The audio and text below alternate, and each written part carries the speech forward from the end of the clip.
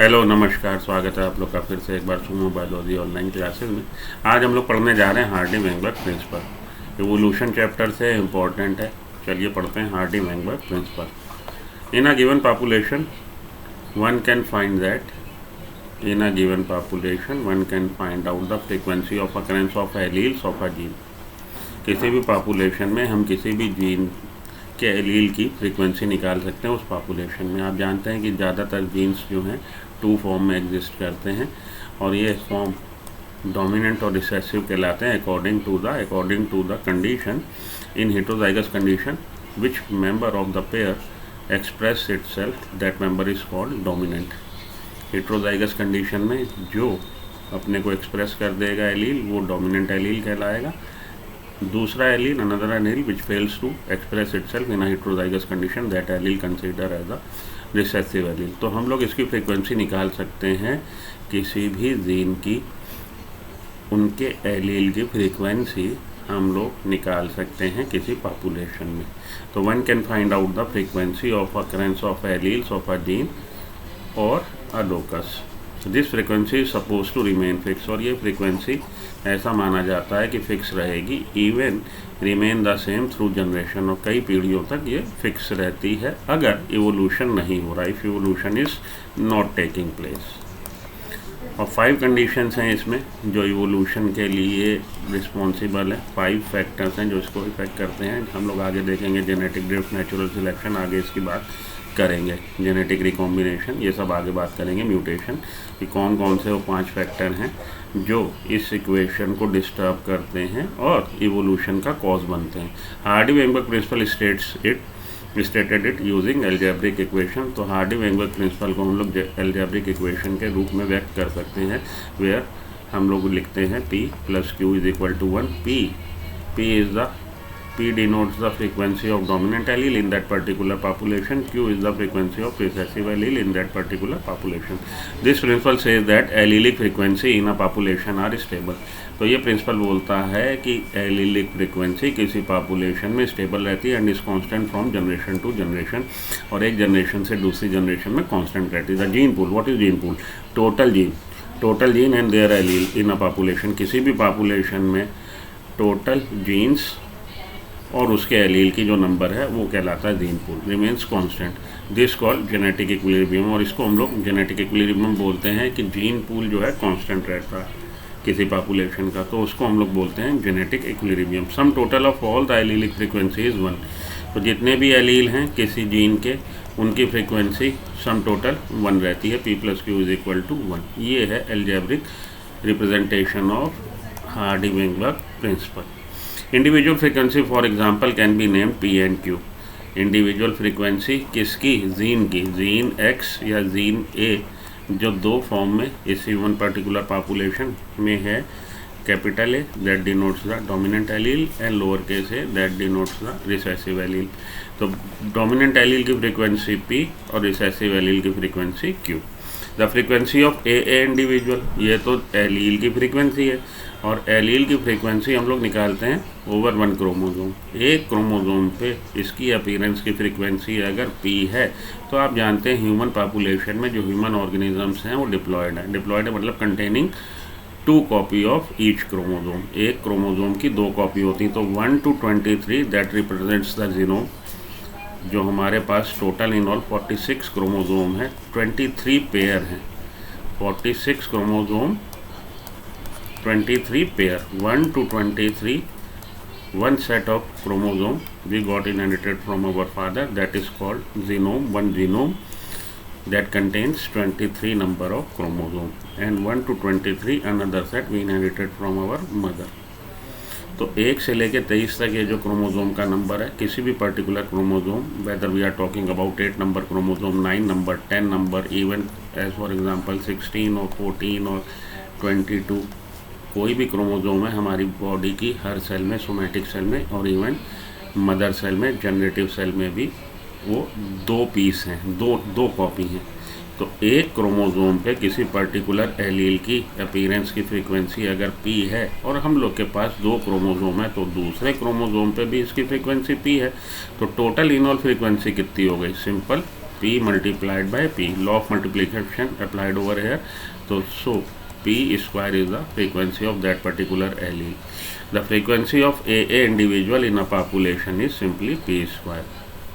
तो होमोजाइगस जो dominant individual होंगे इस पॉपुलेशन में उनकी फ्रीक्वेंसी पी स्क्वायर है according to the law of multiplication. This is simply stated in another words in another way, that is the probability of that allele, particular allele A with the frequency of P appears on both the chromosome. allele A की frequency P है एक chromosome पे आने की, तो दोनों chromosome पे आने की फ्रीक्वेंसी इस पे भी P इस पे भी P. तो चांसेस कितने, प्रोबेबिलिटी कितनी है कि ये आ जाएगा उस पर्टिकुलर ऑर्गेनिज्म में P square. Allele A with the frequency P appears on both the chromosome of a diploid individual is simply the product of probabilities. तो मल्टीप्लिकेशन कर दीजिए प्रोबेबिलिटीज़ का, P multiplied by P. P square is the probability of that particular gene or allele of that gene to appear in that particular organism. Similarly of A square, इसी तरह से जो हमारा lower case A है जो कि recessive allele है उसकी फ्रीक्वेंसी कितनी होगी, Q स्क्वायर होगी, Q मल्टीप्लाइड बाय Q. तो होमोजाइगस रिसेसिव इंडिविजुअल की फ्रीक्वेंसी इस पर्टिकुलर पॉपुलेशन में क्या होगी, Q स्क्वायर होगी. This is binomial expansion of P plus Q whole square. P plus Q whole square is equal to P square plus Q square plus 2PQ. 2PQ here denotes the frequency of heterozygous dominant individual in that particular population. Constant gene frequency over several generation indicate that evolution is not taking place. अगर ये frequency allele की frequency constant बनी रहती है कई generation तक, तो ये इस बात का इंडिकेशन है, इस बात का घोतक है कि इवोल्यूशन नहीं हो रहा. In other words evolution occurs when the genetic equilibrium is upset. दूसरे शब्दों में हम बोले तो इवोल्यूशन कब होता है, जब ये जेनेटिक इक्विलिब्रियम अपसेट हो जाता है. Evolution is departure from Hardy Weinberg principle. और हम लोग ये भी कह सकते हैं कि evolution is a departure from Hardy Weinberg principle. अगर कोई पॉपुलेशन हार्डी-वेनबर्ग प्रिंसिपल को फॉलो नहीं कर रही, it means that population is under the process of evolution. When frequency measured differs from expected value, the difference indicates the extent of evolutionary change. और जितना ज़्यादा allele frequency में variation मिलेगा उतना ज़्यादा आपको इवोल्यूशनरी चेंज देखने को मिलेगा with due time. Allele frequency refers to the how common an allele in a population. अब एलील फ्रीक्वेंसी क्या है, एलील फ्रीक्वेंसी सिंपल सा मेजरमेंट है कि कितना कॉमन है एलील उस पॉपुलेशन में. How common is the allele in that particular population. It is determine by counting how many times the allele appears. और इसको हम लोग निकाल सकते हैं how many times that particular allele appear in that population divided by total number of appearance of that particular gene. Appearance in that population then dividing by the total number of copies of gene. तो कितनी बार वो allele उस population में आया है divided by कितनी बार वो gene जिसका कि वो एलील है उस पॉपुलेशन में आया है. मानिए जीन X है जो ह्यूमन पॉपुलेशन में 100 ऑर्गेनिज्म की पॉपुलेशन है, इट मीन्स 200 बार इस जीन की अपीयरेंस हुई है. भाई डिप्लॉयड ऑर्गेनिज्म है, हर ऑर्गेनिज्म के पास 2 क्रोमोजोम है, that particular chromosome which is carrying this particular gene. तो it means total appearance gene की 200 बार है. अब 200 बार ये जीन आया है, 200 times that gene appear in that particular population.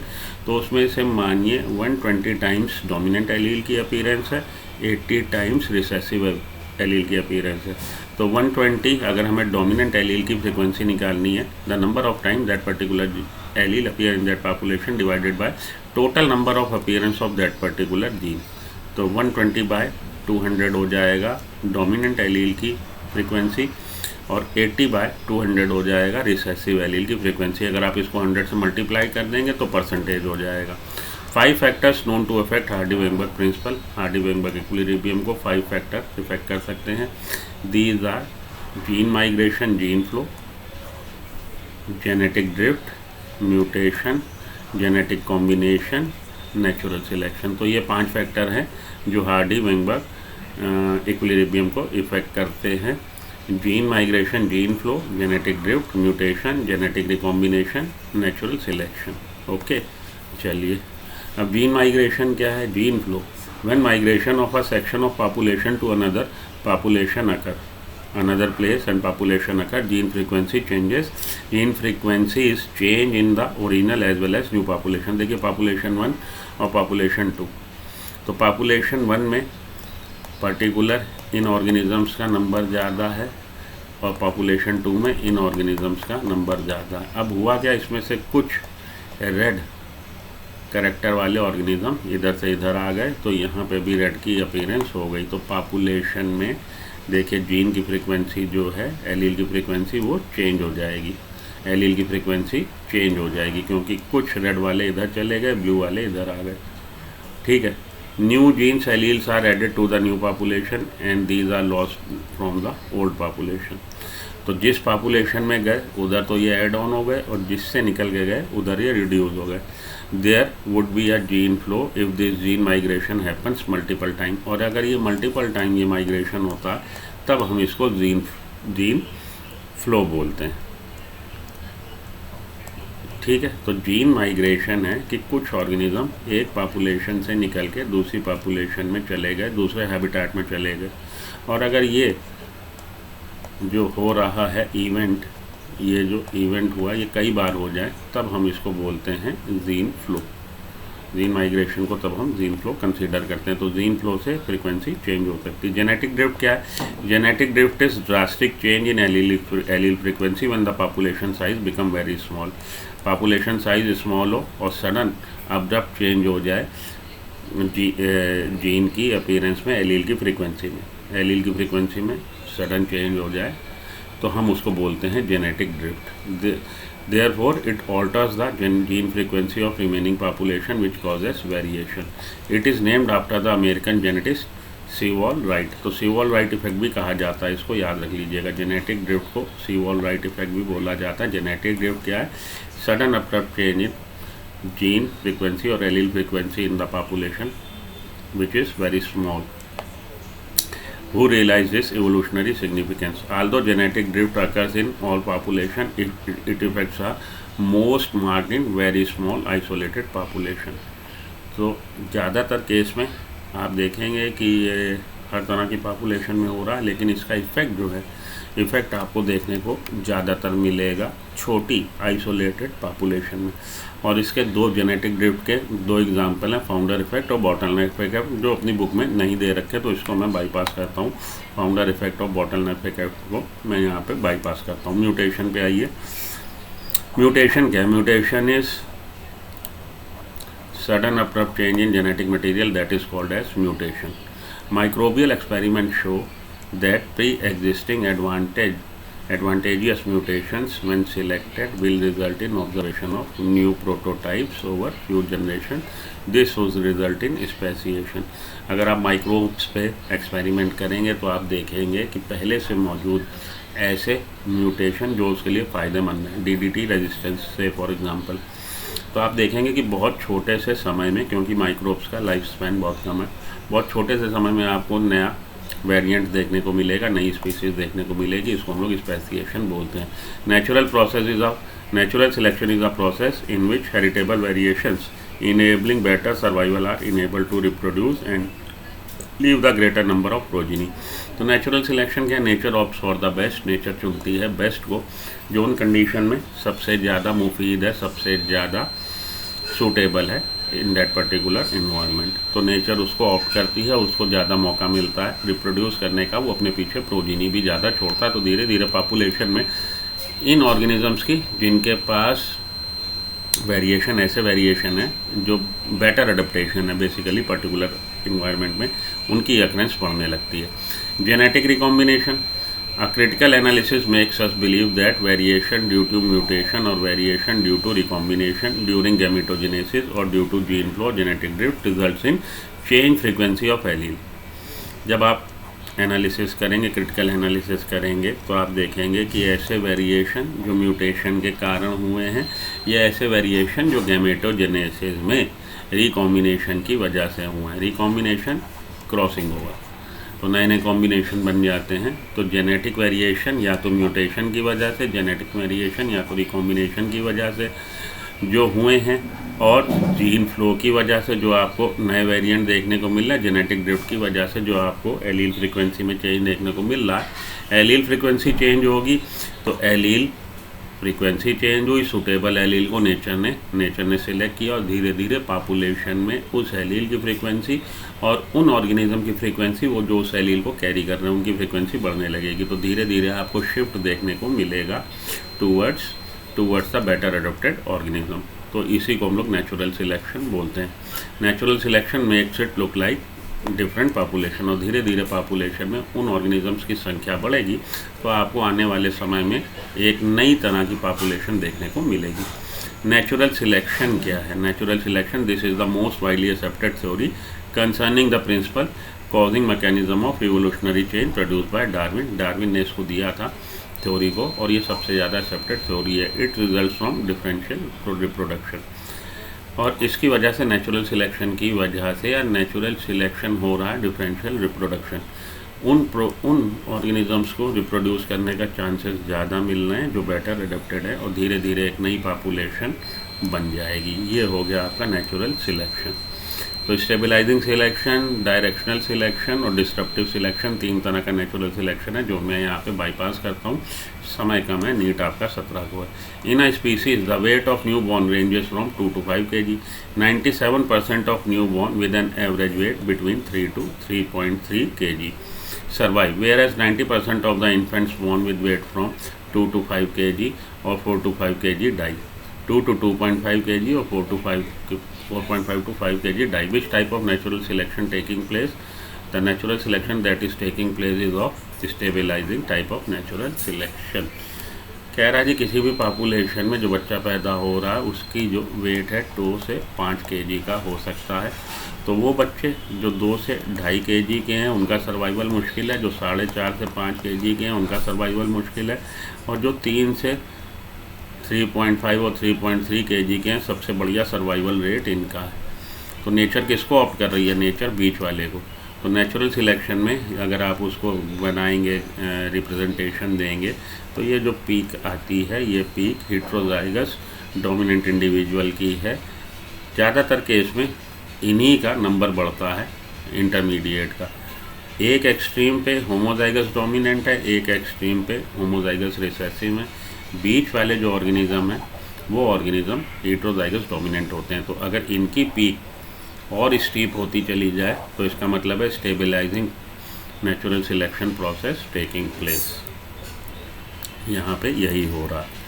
चलिए अब हम लोग बात कर लें, 1-2 इक्वेशन देख लें अपनी। ये देखिए हार्डी-वेइनबर्ग की, the gene locus has 2 allele, capital a lower case A, the frequency of dominant allele is 0.4। What will be the frequency of homozygous dominant, heterozygous dominant, homozygous recessive individual? तो कैपिटल ए की frequency 0.4 है। हम लोग जानते हैं P + Q = 1। It means P की value दे रखी है 0.4 + Q = 1।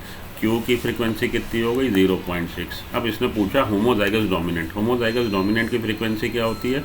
P²। 0.4 दे रखी, 0.4 × 0.4 0.16 हो जाएगी होमोजाइगस डोमिनेंट की। इसी तरह से हम लोग होमोजाइगस रिसेसिव की निकाल सकते हैं, 0.6 × 0.6। होमोजाइगस रिसेसिव की हो जाएगी 0.36। इसी तरह से आप हेटेरोजाइगस डोमिनेंट की फ्रीक्वेंसी निकाल सकते हैं। हेटेरोजाइगस इंडिविजुअल की फ्रीक्वेंसी क्या होती है? 2PQ। तो 2 × 0.4 × 0.6 0.48 हो जाएगी। सब की फ्रीक्वेंसी देखिए कैलकुलेट हम लोगों ने कर ली। ठीक है जी, नीट 2019 का क्वेश्चन है।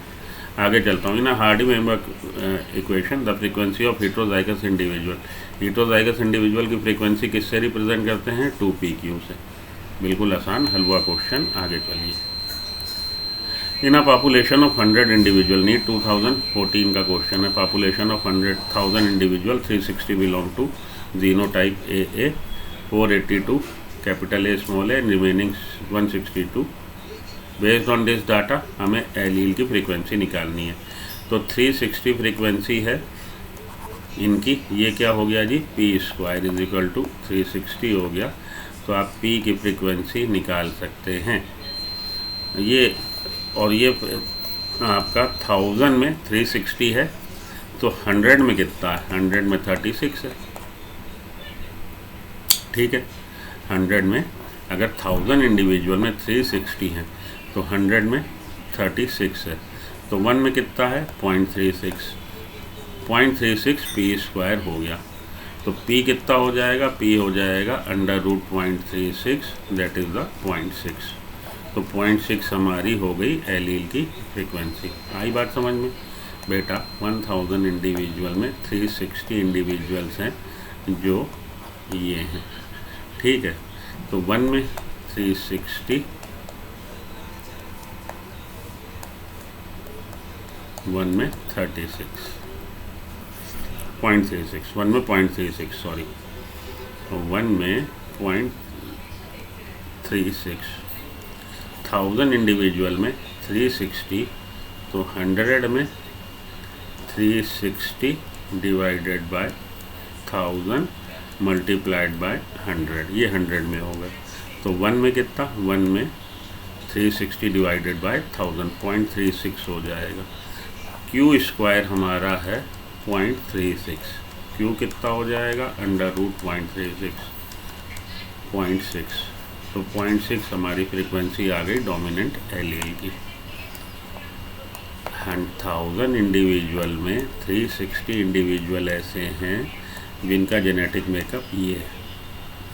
तो सबसे पहले तो आप परसेंटेज या इसकी फ्रीक्वेंसी निकाल लीजिए ना। इसकी फ्रीक्वेंसी कितनी निकलेगी, इसकी फ्रीक्वेंसी निकलेगी 0.36, क्यू स्क्वायर हो जाएगा 0.36, 1 में 360 डिवाइडेड बाय 1000, 0.36, क्यू स्क्वायर है 0.36, क्यू कितना है 0.6, ओके। चलिए आगे चलें। According to the Hardy Weinberg frequency देखिए कैलकुलेट कर रखी है इन्होंने। पी स्क्वायर है आपका 360 by 1000, 0.36, then P is equal to 0.6।